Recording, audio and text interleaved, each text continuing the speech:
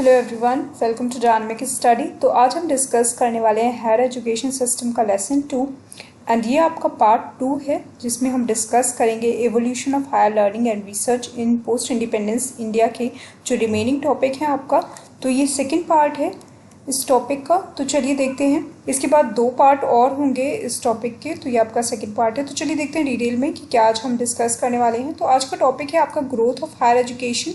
Higher education का क्या growth था पोस्ट इंडिपेंडेंस एरा में, वो हम डिस्कस करने वाले हैं कि इंडिपेंडेंस के बाद के टाइम में कैसे हायर एजुकेशन ग्रो करा इंडिया में। तो अगर हम बात करें in its size and diversity, India has the third largest higher education system in the world, next only to China and US.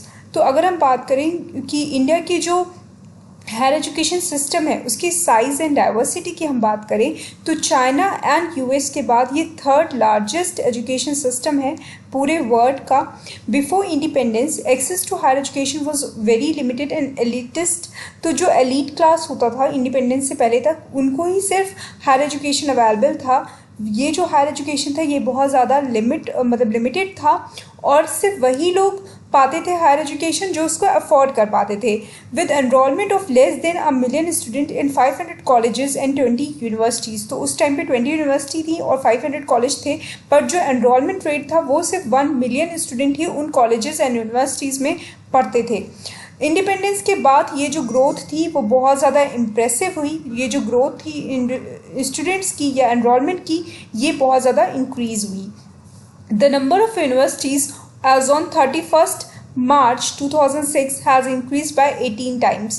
तो अगर हम 31st March 2006 का डेटा देखें तो जो नंबर ऑफ़ यूनिवर्सिटीज़ थी वो 18 टाइम्स इंक्रीज़ हुई, कॉलेजेस इंक्रीज़ हुए 35 टाइम, एनरोलमेंट जो था वो मोर देन 10 टाइम्स इंक्रीज़ हुआ। अगर हम एनुअल रिपोर्ट देखें, MHRD ने जो एनुअल रिपोर्ट पब्लिश की थी 2006 एंड 2007 के टाइम पे, तो ये हमारा ग्रोथ था जो बिफोर इंडिपेंडेंस की अगर हम बात करें और आफ्टर इंडिपेंडेंस की अगर हम बात करें तो ऑलमोस्ट 18% यूनिवर्सिटीज़ इंक्रीज़ हुई, कॉलेजेस 35% इंक्रीज़ हुए और एनरोलमेंट आपकी 10% ज़्यादा इंक्रीज़ हुआ। The system is now more mass-based and democratized, with 1/3 of 40% of enrollment coming from lower socio-economic strata. The women comprising of some 35% of the total enrollment, that is तिलक 2004। तो तिलक की अगर हम report देखें 2004 की, तो इससे हमें पता चलता है कि जो हमारा सिस्टम है, जो हमारा एनरोलमेंट सिस्टम था, इसकी अगर हम बात करें तो ऑलमोस्ट 40% ऑफ एनरोलमेंट, 1/3 से लेके 40% जो एनरोलमेंट हुआ वो लोअर सोशियो इकोनॉमिक स्ट्रेटा के लोगों का हुआ। मतलब जो लोग लोअर इकोनॉमिक बैकग्राउंड के थे, लोअर सोशियो इकोनॉमिक बैकग्राउंड के थे, उन लोगों ने अपने आप को एनरोल किया। तो इसका मतलब ये हुआ कि जो एजुकेशन पहले तक सिर्फ एलीट लोगों के लिए था, उनमें जो सोशल इकोनॉमिक बैकग्राउंड के लोग थे वो भी स्टार्ट हो गए आना। ओके और उसके अलावा जो वुमेन का पहले पार्टिसिपेशन था वो बहुत कम था, वो भी इंक्रीज़ हुआ, ऑलमोस्ट 35% ये इंक्रीज़ हो गया। It is little more than half a century ever since the government initiated a planned development of higher education in the country, particularly with the establishment of University Grant Commission in 1953। तो 1953 में almost university grant commission ने एक initiative start कर दिया, मतलब government ने initiative start किया। सबसे पहले उन्होंने इस्टेब्लिश किया UGC को और उसके इस्टेब्लिशमेंट के साथ साथ बहुत ज़्यादा ग्रोथ एंड डेवलपमेंट हुई हायर एजुकेशन में हमारी कंट्री में। This early 1950s is an important reference point from which we could look back at our progress of higher education. तो अगर हम 1950 को लेकर चले तो 1950 के पहले का जो टाइम था वो आप कह सकते हो कि वो एक बहुत ही बड़ा रेफरेंस पॉइंट है जहाँ से हम देख सकते हैं कि हमने किस तरीके से प्रोग्रेस किया, हायर एजुकेशन सिस्टम ने किस तरीके से प्रोग्रेस किया। Apart from majority institution being in the technological discipline, there are universities in specific region areas such as English and foreign language, yoga, brain research। तो ऐसा नहीं था कि सिर्फ जो इंस्टीट्यूट्स बनाए गए या जो यूनिवर्सिटीज़ बनाई गई वो एक पर्टिकुलर सब्जेक्ट में ही थे। जब उसके बाद आपका जो 1950 की अगर हम बात करें तो उस टाइम पे अलग अलग फील्ड में, बहुत सारे फील्ड्स में यूनिवर्सिटीज़ को और आपकी जो इंस्टीट्यूट्स हैं उनको इस्टेब्लिश किया गया।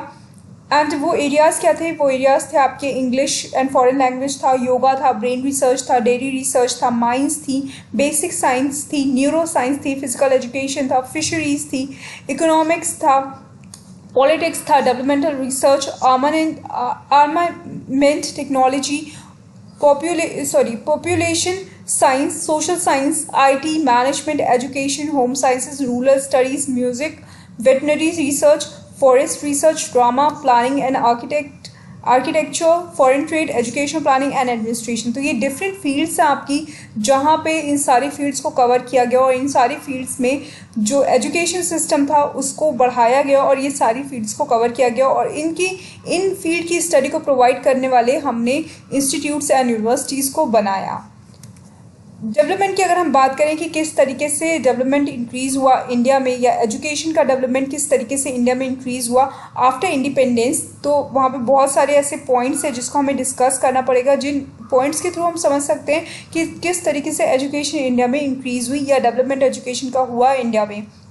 After the implementation of plan efforts are made to spread education. तो जब प्लान्स को इम्प्लीमेंट किया गया तो उसके साथ साथ बहुत सारे एफर्ट्स लगाए गए कि हम एजुकेशन को स्प्रेड करें। पूरे जो मास हैं हमारे, चाहे वो जो हमारे लोअर क्लास के लोग हैं, चाहे हमारे अपर सोसाइटी के लोग हैं, वो दोनों ही जो हमारा सोसाइटी था वो दोनों ही सोसाइटी को हमने कवर अप करने की कोशिश करी।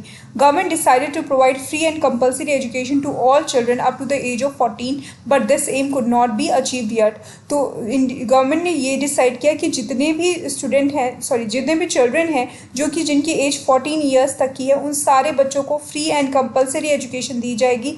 बट अगर देखा जाए तो अभी भी बहुत सारे ऐसे स्टूडेंट हैं, बहुत सारे ऐसे बच्चे हैं जो अभी तक मतलब उनको एजुकेशन नहीं मिल पा रही है। तो ये हमारा जो टारगेट था, ये जो मेजर टारगेट था, वो अभी भी हम अचीव नहीं कर पाए हैं।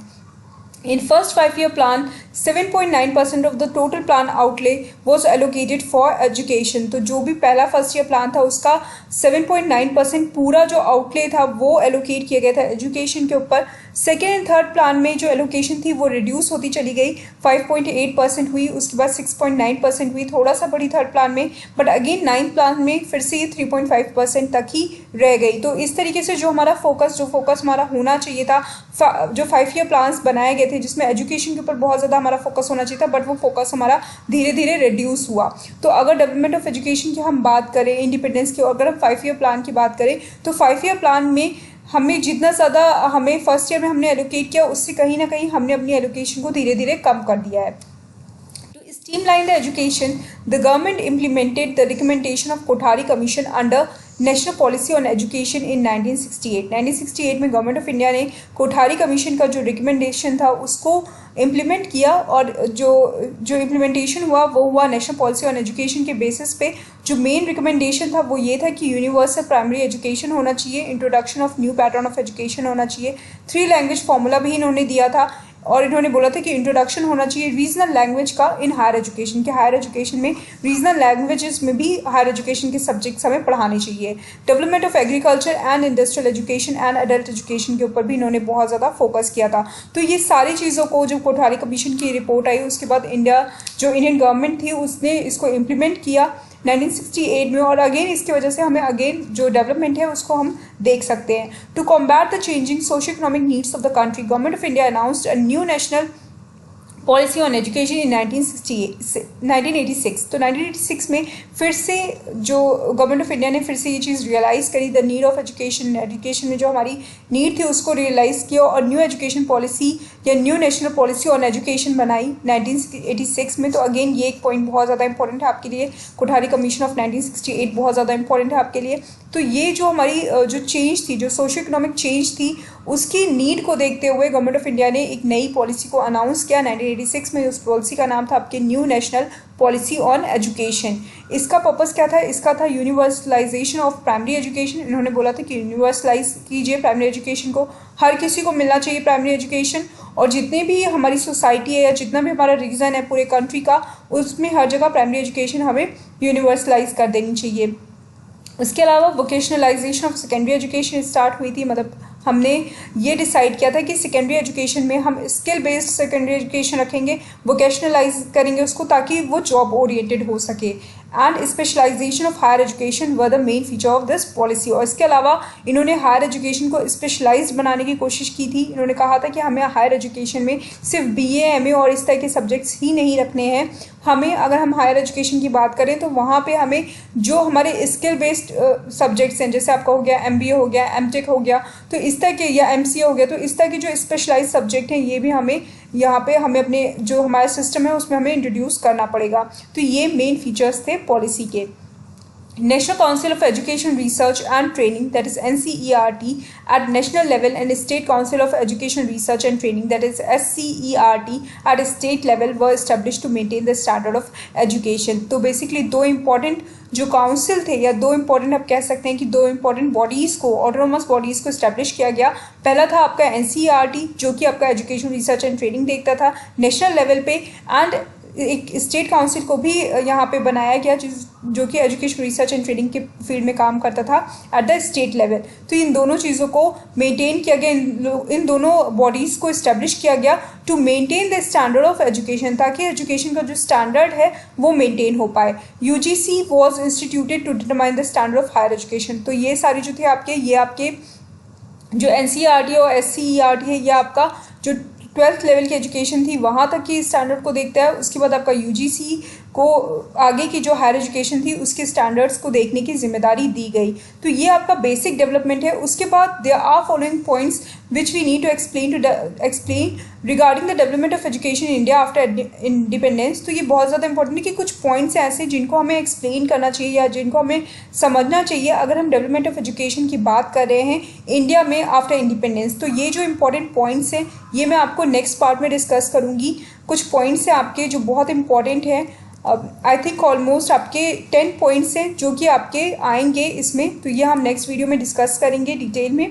Thank you so much. अगर कोई भी आपको क्वेरी है इससे तो आप मुझसे पूछ सकते हैं, और इसके जो नोट्स हैं वो ऑलरेडी मैंने अपलोड कर दिए हैं। तो आप नोट्स के लिए आप लिंक में चले जाइए, डिस्क्रिप्शन बॉक्स में लिंक दिया हुआ है डिजिटल स्टोर का, वहाँ से आप नोट्स इसके पा सकते हैं। Thank you so much. Keep on watching and keep on learning.